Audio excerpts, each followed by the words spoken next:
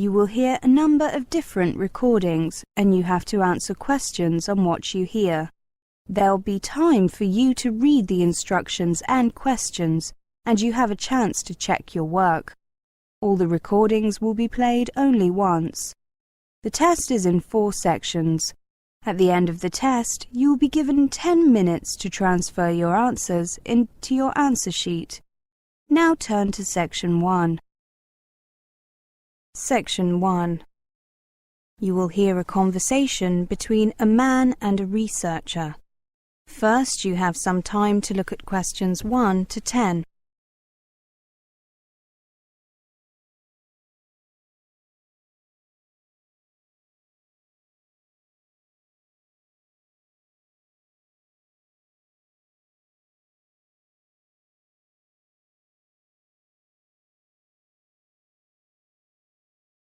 Now listen carefully and answer questions 1 to 10. Section 1. Good morning, sir. Are you enjoying the Perfect Home exhibition? Yes, I am. It's very interesting. I'm planning on buying a home in the near future, and this exhibition has given me some great ideas. I'm conducting a survey on behalf of the exhibition organisers.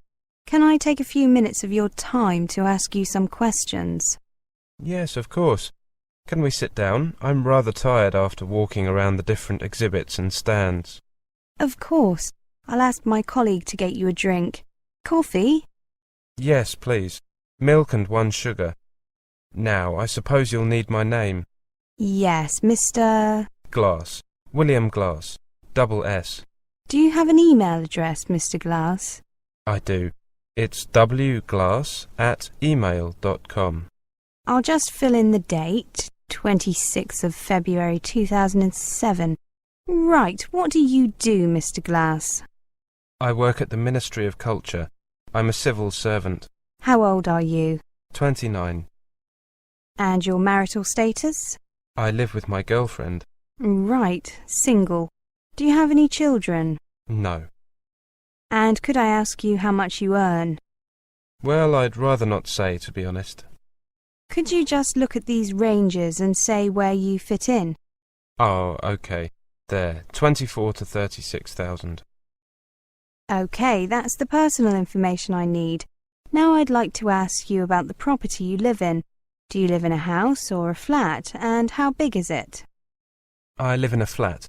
About 100 square metres, a little under. Do you rent or is it yours? I have a mortgage. Now, you said that you were anticipating buying another home in the near future. Are you intending to get a house? Yes, I am. Just a small one. What's your budget like? Well, the bank has said that they'll allow me a mortgage of up to £100,000, so enough for a small house. When you say a small house, what kind of size were you thinking? Oh, perhaps a little under 200 square metres, with a garden of, I don't know, maybe 20 square metres. And when do you think you'll buy the property? Within the next 6 months, hopefully sooner. Ah, here's your coffee. Thank you, John. Mr. Glass, have you seen any particular properties that you are interested in? Yes, I have. There's an interesting development going on in the district of Hayden. The government has joined up with a private company to offer affordable housing there. It's on the outskirts of the city, but the transportation links look excellent. Regular buses to the underground station. That means that it will only take me an hour to get to work in the morning, not much more than it takes now. They're going to have some nice facilities nearby too. Yes, I'm looking forward to the cinema complex and the shopping centre, of course. I love films and shopping will be convenient. There's a golf course nearby too. Well, I'm sure many of the other residents will appreciate it. I'll join the fitness centre instead. Is your company involved in the development in any way? Oh, my company just does research. However, the private developer involved in that project is our client. These smaller houses are about 180 square metres, which suits you perfectly. Yes, property is so expensive in this city nowadays. It's good that the government is beginning to help those of us who don't make large amounts of money. Well, thank you very much. I'd like to give you these free gifts. Oh, well, thank you very much. A notebook and a pen are always useful, and the t-shirt will come in useful in the summer. Goodbye. Goodbye. That is the end of section 1. You now have half a minute to check your answers.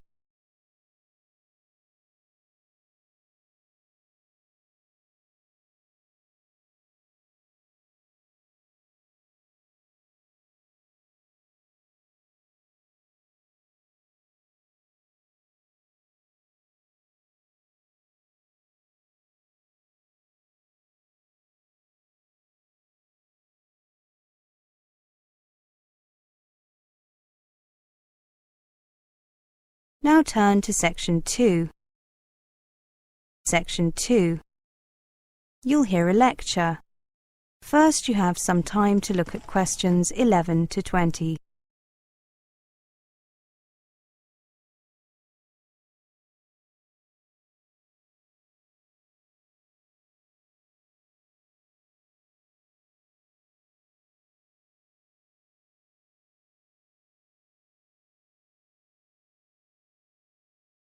Now listen carefully and answer questions 11 to 20. Welcome everyone. My name is Pamela Stark and I'm here to tell you about international students and employment in this country. Let me start by stating the most important thing first. Your ability to work in this country while you're here as an international student depends on whether you are an EEA national, that is a European Economic Area national, not an EEA national with a stamp saying restriction on working in your passport, or not an EEA national with a prohibition on working stamp in your passport.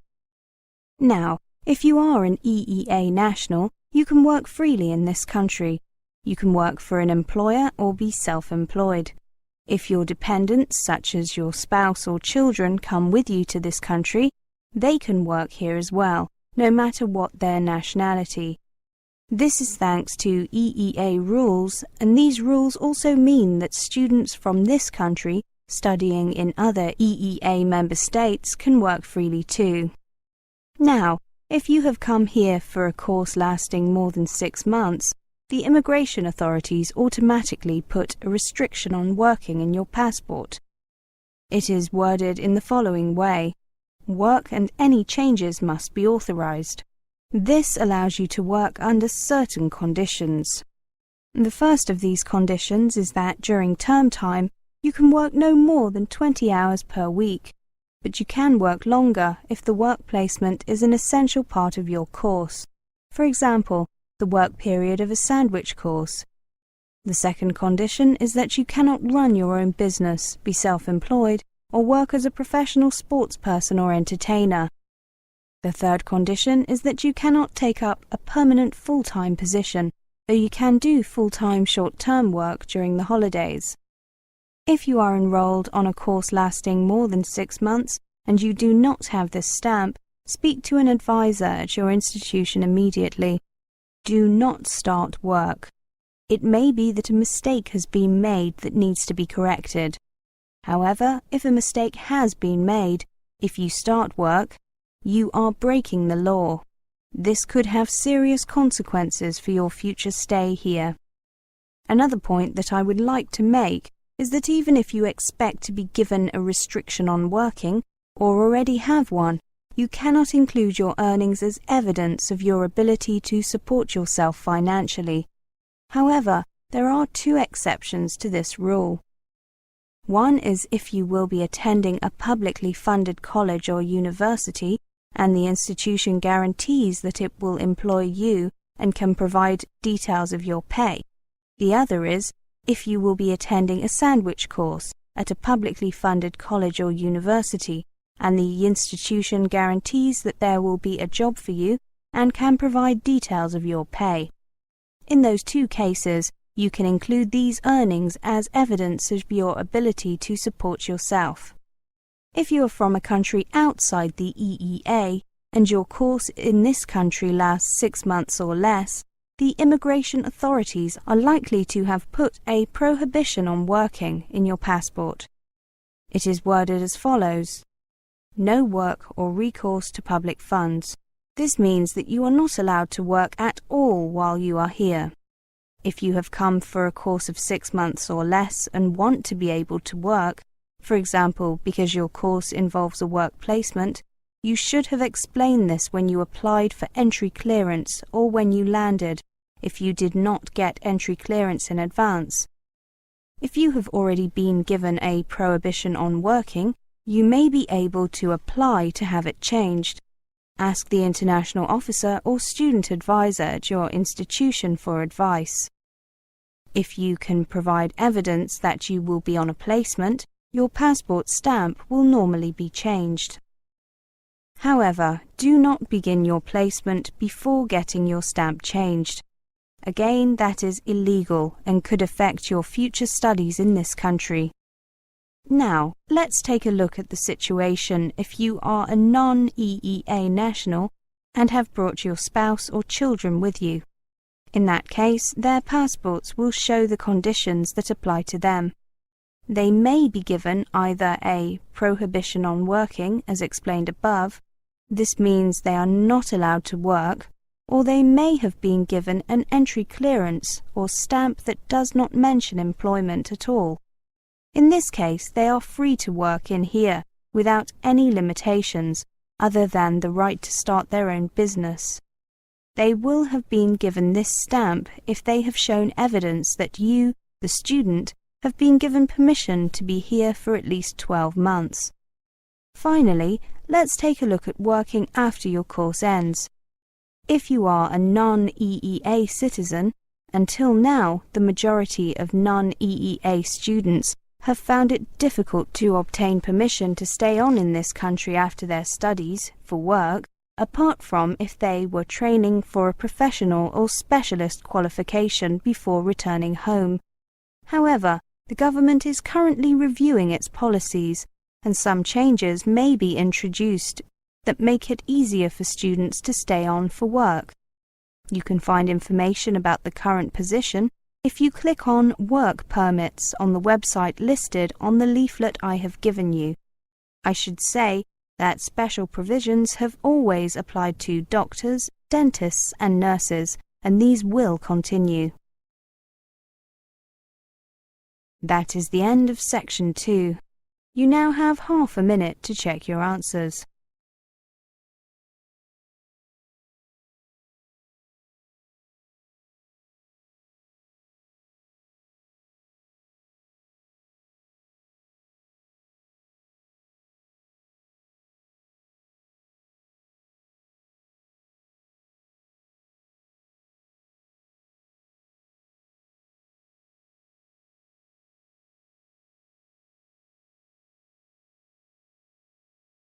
Now turn to Section 3.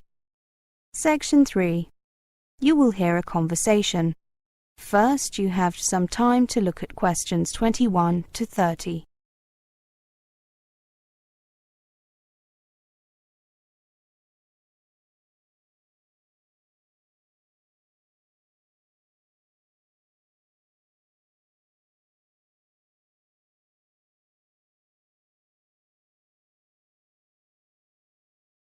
Now listen carefully and answer questions 21 to 30. So, Jatinder and Ali, how did you deal with culture shock when you first came here to study?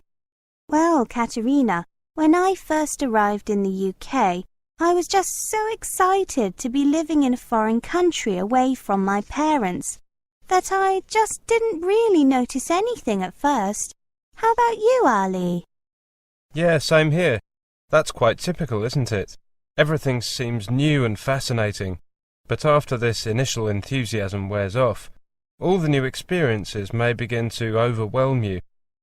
Things that you found exciting at first may now seem strange and a little frightening. Even minor differences, such as being unable to buy your usual brands of various products, can add to the sense of strangeness. Yes, that's right.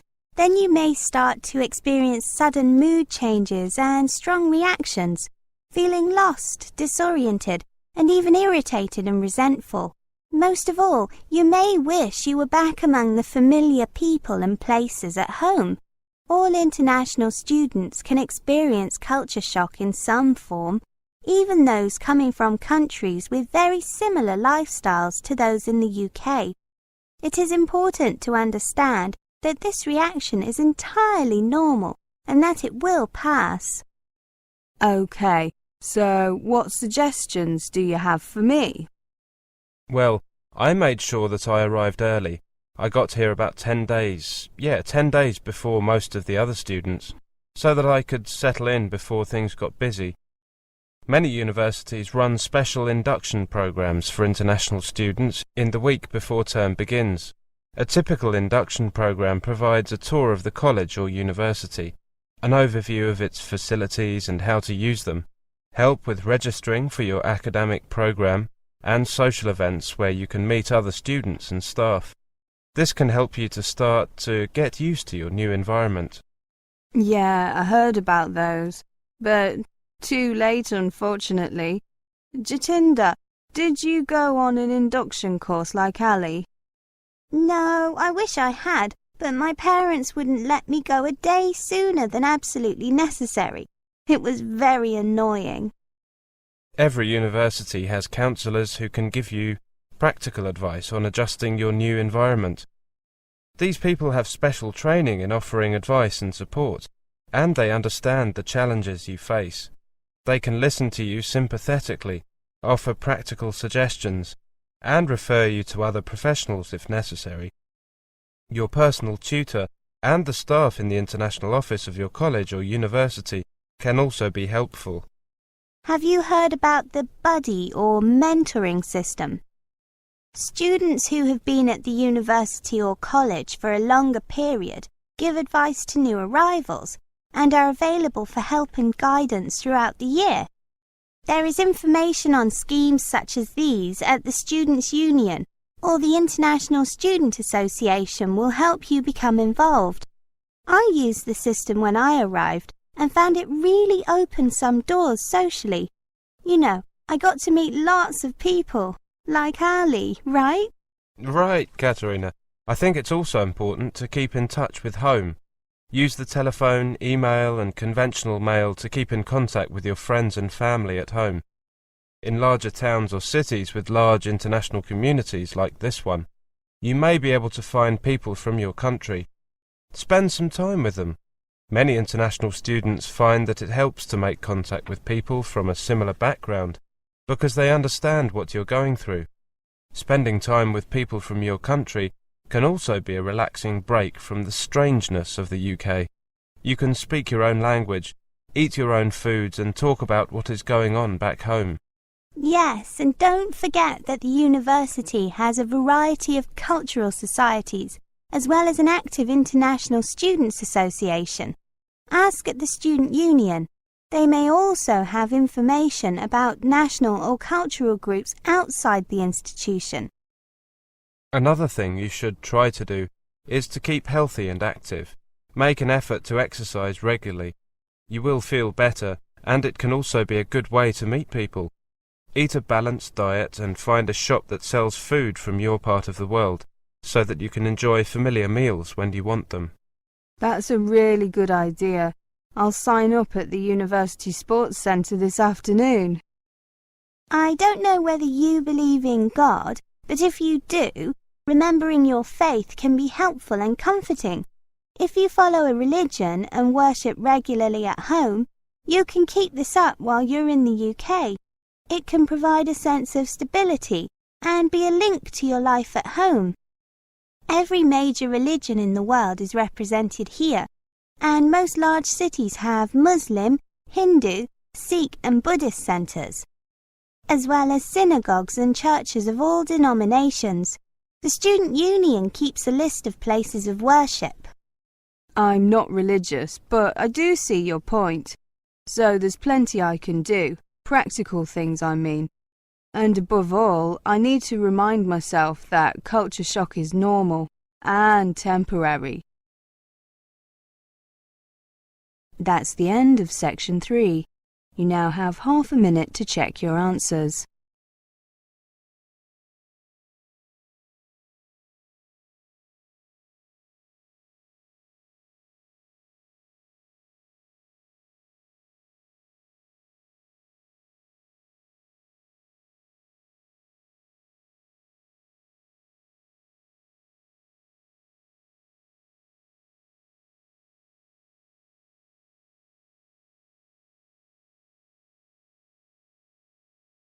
Now turn to Section 4. Section 4. You will hear a presentation on an online course. First, you have some time to look at questions 31 to 40.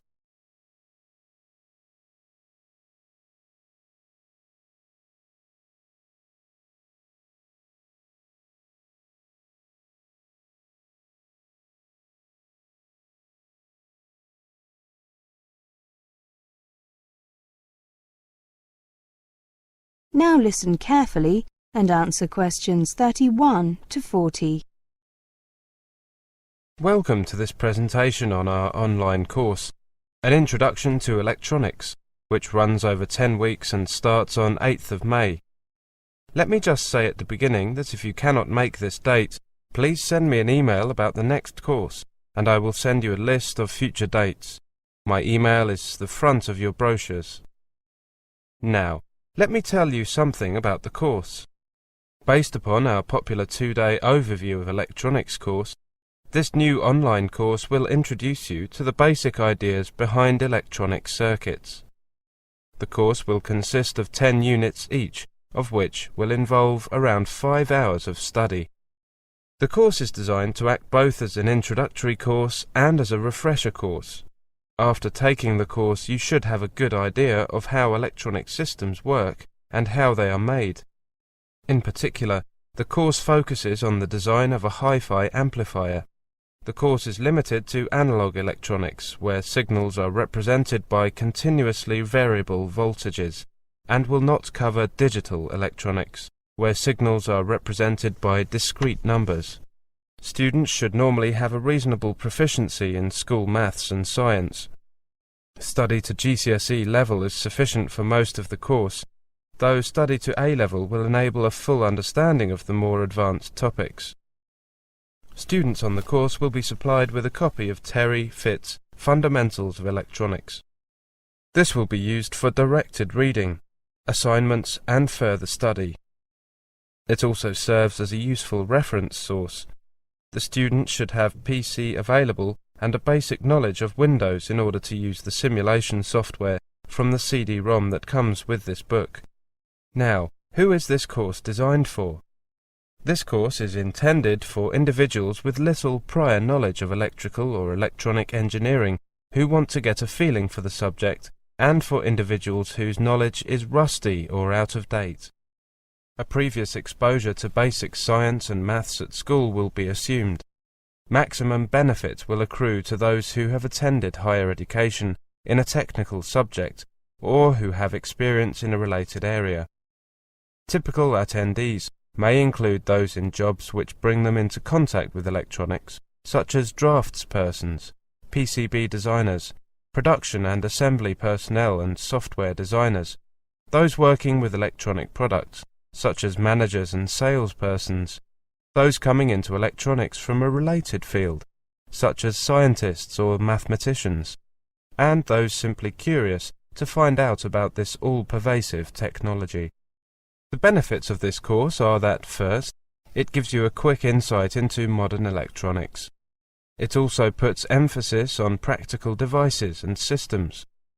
Unlike many other courses, no prior knowledge is assumed, but previous exposure to school-level science and maths is assumed.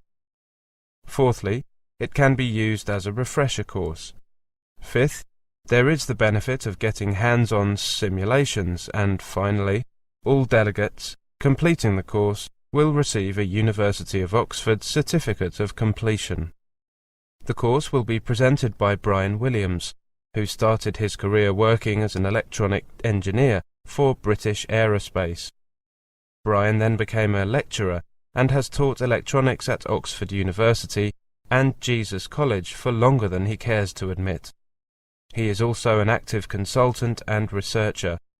Brian is a dynamic lecturer and particularly enjoys teaching introductory level courses and interacting with students. Now, finally, let me just quickly go through the course content. Please remember that this course is intended for individuals with limited prior knowledge of electrical or electronic engineering.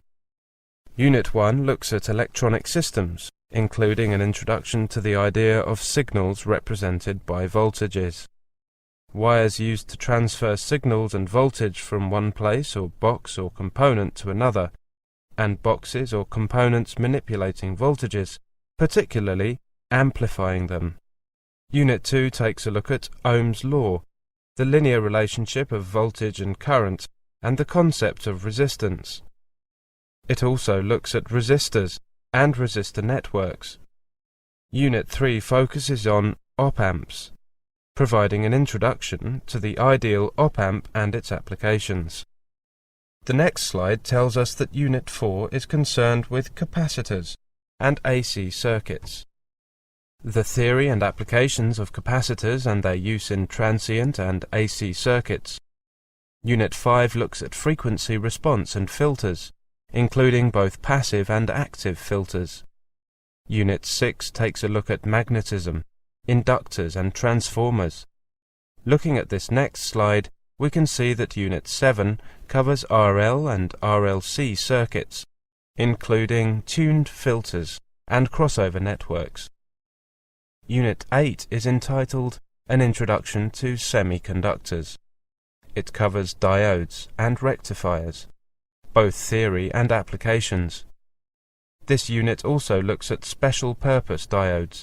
Unit 9 covers transistors, particularly bipolar transistors, including theory and typical circuits. The final unit, Unit 10, is a review unit with a little look at further applications. That is the end of Section 4. You now have half a minute to check your answers.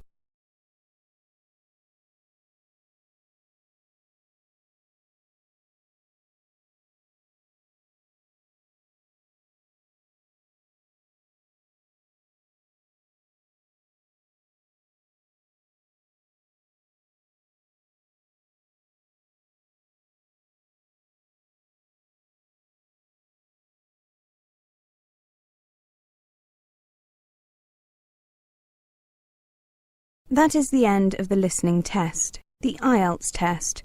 You now have 10 minutes to transfer your answers